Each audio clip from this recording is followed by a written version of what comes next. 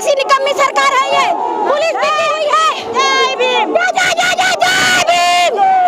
ये वो कार्यकर्ता हैं जो नितिन राउत के साथ महाराष्ट्र से पुणे से चल के आए हैं। इनका कहना है कि सरकार उन्हें रोकने की कोशिश करी। अब संसद का घेराव करने निकल चुकी है। जैसा कि आप देख सकते हैं, इस वक्त पुलिस ने पहले ही चारों तरफ पाबंदी लगा दी है। संसद को घेरना, इस वक्त पुलिस ने इस पर रोक लगा दी है। घेराव नहीं किया जा सकता संसद का, लेकिन राहुल गांधी के एक आह्वान पे राहुल गांधी ने संसद घेराव की मांग की और उनकी पूरी सेना अब निकल चुकी है संसद को घेरने के लिए। ये पूरी भीड़ आप देख सकते हैं संसद की तरफ जा रही है और इस वक्त ये लोग संसद को घेरने की पूरी कोशिश कर रहे हैं और पुलिस दूसरी तरफ इन्हें घेर कर खड़ी है। देखिए, हम आपको दिखा रहे हैं, इस वक्त पुलिस पूरी तरह से तैयार खड़ी है इन्हें रोकने के लिए और ये लोग पूरी भीड़ के पूरी ताकत के साथ बढ़ने की कोशिश कर रहे हैं। अगर आप देख पा रहे हो कैमरे में, तो ये देखिए किस तरीके से पुलिस इस भीड़ को रोकने की भरपूर कोशिश कर रही है।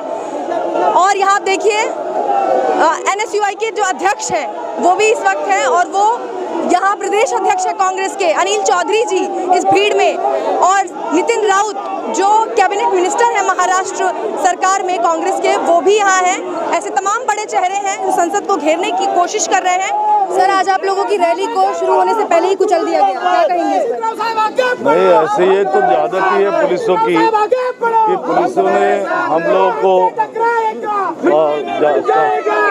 सरकार का निषेध करने के लिए जाने नहीं दिया, हमको रोका।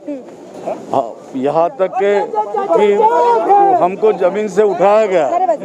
तो यह एक प्रकार से दलितों की आवाज को दबाने का पुलिस का काम है, सरकार का काम है।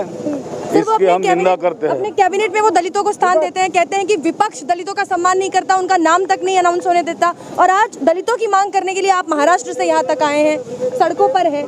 जो दलितों को वे मंत्री बनाते हैं, ना उनका कोई वजूद होता है, ना उनको कोई बोलने दिया जाता है इनके मंत्रिमंडल में। आप देखिए, कांग्रेस के मंत्रिमंडल में 5-5, 6-6 मंत्री हुआ करते थे, केंद्रीय मंत्री, और उनको बोलने दिया जाता था, उनकी सुनवाई होती थी, डिसीजंस हुए थे। जो भी दलितों के हितों के निर्णय लिए गए वो कांग्रेस पार्टी ने किए, दूसरे किसी ने नहीं किया। नितिन राउत जी, बच्ची के साथ, दलित बच्ची के साथ जिस तरीके का जघन्य अपराध हुआ है और उस पर सरकार की खामोशी को कैसे देख रहे हैं आप? देखिए, एक जघन्य अपराध 9 साल के बच्ची के साथ जो दिल्ली में होता है, कल रात त्रिलोकपुरी में जिस प्रकार से 6 साल के बच्ची के साथ अत्याचार किया गया, उसका बलात्कार किया गया, ये बात दर्शाती है कि जब एक घटना घटती है 2 बजे और प्रधानमंत्री संसद को बर्खास्त कर देते हैं, दोनों सदन संसद के बर्खास्त होते हैं, प्रधानमंत्री जी नहीं बोलते, गृह मंत्री जी नहीं बोलते, यहाँ तक दिल्ली का मुख्यमंत्री भी नहीं बोलता है। बेबी, हमने कल कहा रात को 2 बजे मेरे जैसा महाराष्ट्र का मंत्री वो त्रिलोकपुरी जाता है और मयूर विहार के पुलिस स्टेशन में वहाँ खड़ा रहता है, लेकिन यहाँ का मुख्यमंत्री नींद निकालता है, सोया रहता है। ये दर्शाता है कि इनको दलितों के प्रति कोई संवेदना नहीं है, इनकी संवेदना नष्ट हो चुकी है।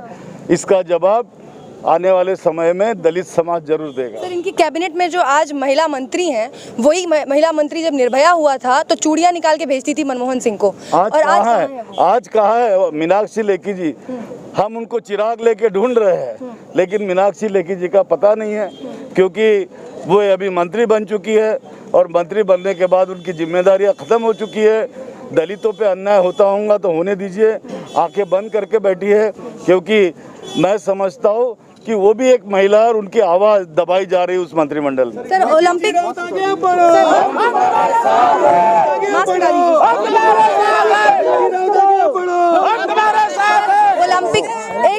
एक सेकंड सर, ओलंपिक में आप देखिए कि जब महिलाएं कुछ अच्छा कर रही हैं, महिलाएं पदक लेके आ रही हैं, तो उन्हें फोन करके बधाई दे रहे हैं प्रधानमंत्री, और जब दूसरी तरफ देश में बेटी, एक 9 साल की बच्ची के साथ ऐसा घृणित अपराध होता है तो प्रधानमंत्री जी खामोश।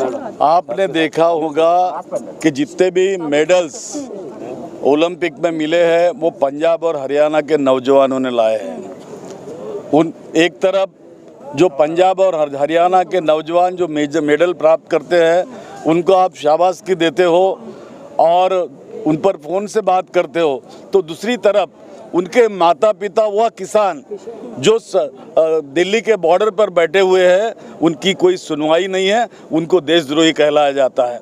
दूसरी बात, वंदना कटारिया हॉकी टीम में अच्छा काम करती है, उसकी शाबाशी मिलती है, उसको देश शाबाशी देता है, तो भारतीय जनता पार्टी के लोग जाकर उनके घरों के सामने गालियां देते हैं। ये नफरत की जो राजनीति भारतीय जनता पार्टी ने और राष्ट्रीय स्वयंसेवक संघ ने इस देश में जो फैलाई है, उसका मुकाबला करने के लिए आज ये हल्ला बोल रैली हुई थी। सर,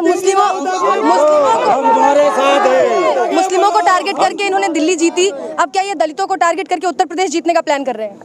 देखिए, कितना भी दलितों को टारगेट करके, मुसलमानों को टारगेट करके इलेक्शन में जीतने की बात करेंगे, लेकिन हर किसी का समय होता है। इनका समय आया, ये सरकार बना पाए, लेकिन अब इनका समय बिल्कुल नहीं आएगा। अभी समय जो आएगा वो कांग्रेस पार्टी का आएगा, राहुल गांधी जी के नेतृत्व में आएगा, दूसरा कोई समय नहीं। उत्तर प्रदेश में कांग्रेस का अब तक कोई नामो निशान नहीं है। हम तुम्हारे साथ हैं, सब आगे बढ़ो, हम तुम्हारे साथ हैं। देखिए, पूरा दलित समाज जानता है कि परम पूज्य डॉक्टर बाबा साहब आम्बेडकर जी ने जो संविधान इस देश को दिया, वो संविधान में एक लोकतंत्र दिया, एक बराबरी दी, समानता की, इक्वालिटी की, फैटर्निटी की, लिबर्टी की। लेकिन आज वही संविधान के पन्नों को फाड़ा जा रहा है, उनको निकाल दिया जा रहा है संविधान से। तो कहीं नहीं कहीं दलित रहे, मुस्लिम रहे, क्रिश्चियन रहे, माइनॉरिटी रहे या ब्राह्मण समाज क्यों ना रहे, वो भी वंचित हो रहा है संविधान के अधिकार से। तो मैं समझता हूँ कि सरकार की सच्चाई सारा देश जान चुका है। महंगाई बढ़ रही है, तुम्हारे बेरोजगारी बढ़ रही है, रिजर्वेशन नाम की कोई चीज़ नहीं है, डिसइन्वेस्टमेंट किया जा रहा है कंपनियों का। कांग्रेस ने ये सारे संस्थान खड़े किए थे, कांग्रेस ने संविधान की रक्षा की थी, कांग्रेस ने संविधान को इम्प्लीमेंट किया था। खुद बाबा साहब आम्बेडकर जी ने कहा 26 नवंबर 1949 के उनके भाषण में कि मैं धन्यवाद देना चाहूँगा हमारे पंतप्रधान पंडित जवाहरलाल नेहरू जी को, मैं धन्यवाद देना चाहूँगा संविधान सभा के तमाम सदस्यगणों को कि उन्होंने किसी प्रकार का अटकलें संविधान निर्माण में नहीं लाई, मुझे काम करने का मौका दिया और आज मैं इस देश को यह संविधान सौंप रहा हूँ। संविधान तो मैं देश को दे रहा हूँ, लेकिन संविधान चलाने वाले अच्छे रहेंगे तो संविधान काम करेगा, और संविधान चलाने वाले लोग अगर उस बुरे रहेंगे और वे संविधान को नहीं मान पाएंगे तो ये संविधान किसी काम का नहीं हो सकता। यही काम भारतीय जनता पार्टी कर रही है, और भारतीय जनता पार्टी उसके आका जो है आरएसएस, इन्होंने कभी संविधान को अपना माना नहीं है, कभी देश के तिरंगे को अपना माना नहीं है। वे आज संविधान को नष्ट करना चाहते हैं, और वो समझ गए अच्छे से कि दलित सड़कों पर उतर चुका है, तो उनका आरएसएस के लोग बोलने लगे कि नहीं, हम आरक्षण विरोधी नहीं हैं। अरे भाई, मैं पूछना चाहता हूँ कि आपके आका सरसंघ चालक कहते हैं कि आरक्षण रद्द होना चाहिए, ख़त्म होना चाहिए, उसकी समीक्षा होनी चाहिए, और दूसरी तरफ आप कह रहे हैं कि आरक्षण रखना चाहिए। हमें आरक्षण नहीं चाहिए, हमें प्रतिनिधित्व चाहिए। बाबा साहब आम्बेडकर जी ने रिजर्वेशन नहीं दिया, रिप्रेजेंटेशन दिया इन दलित कम्युनिटी को सोशल के बेसिस पे, सोशल कॉज पर। तो वो बरकरार रहना चाहिए, जो कांग्रेस ने हमको दिया वो किसी और ने नहीं दिया। बीजेपी संविधान को मानने वाले इस देश में राम राज्य को लाने के जो उनका मुहिम था उस पर आई थी, और आज भी उनकी इसी स्ट्रैटेजी के तहत वो कहते हैं कि हम वो राम मंदिर बनाने का जो उनका एजेंडा था उसी पे वो 2022 का चुनाव भी लड़ने वाले हैं। कितने कामयाब होंगे इस पर? देखिए, भगवान राम अपनी जगह पर है, लेकिन इनकी करतूतें जो है वो करतूतें कहीं पर भी उनके विचारों से, उनके काम से मिलती नहीं हैं। और ये कितना भी प्रचार करे मंदिर बनाने का या कुछ बनाने का, तो यह चुनाव में उस वजह से नहीं जीत पाएंगे। दलित समाज, माइनॉरिटी के लोग सब अच्छे से जानते हैं, वो कोई विरोध नहीं करे। मंदिर का किसने विरोध किया? लेकिन इन्होंने जानबूझकर मंदिर गिराया। 6 दिसंबर चुना, जो परम पूज्य डॉक्टर बाबा साहब आम्बेडकर जी का महापरिनिर्वाण दिवस था।